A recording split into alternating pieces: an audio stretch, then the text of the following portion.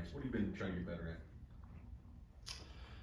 Really this year just coming like as an all-around player, all-around passer. I think I've kind of said that the last couple of years too though, but just kind of honing in on just becoming a more fluid passer, more confident passer.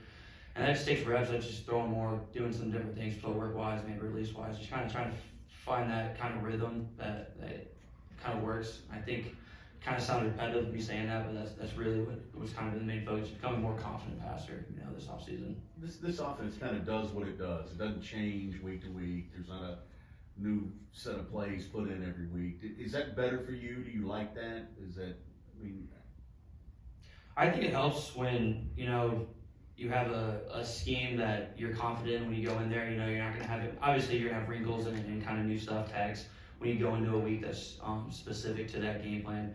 But I think it just really helps a quarterback, and I think that's kind of the biggest thing is confidence of you going into a week, confident of, what you're running, the scheme, what they're going to be in. I think that just kind of helps you play a little bit more loose, a little bit more confident. So.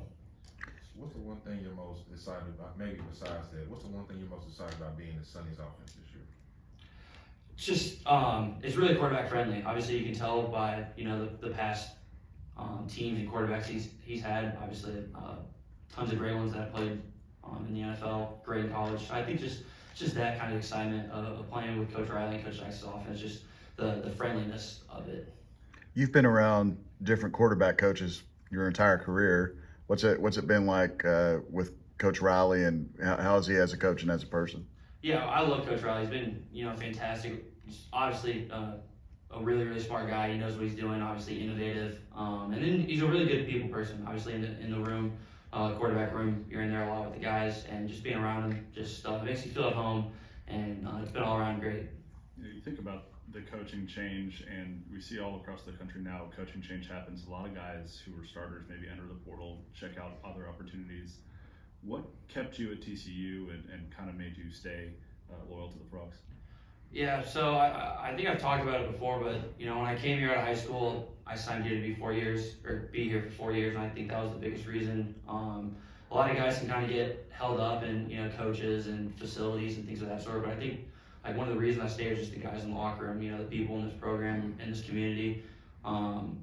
It's been a great 3 years. Obviously, we wish we won one more, but I think that's the reason why I've stayed here, being around the guys and wanting to get that season, where we're winning, we're back on top like TCU has been in the past.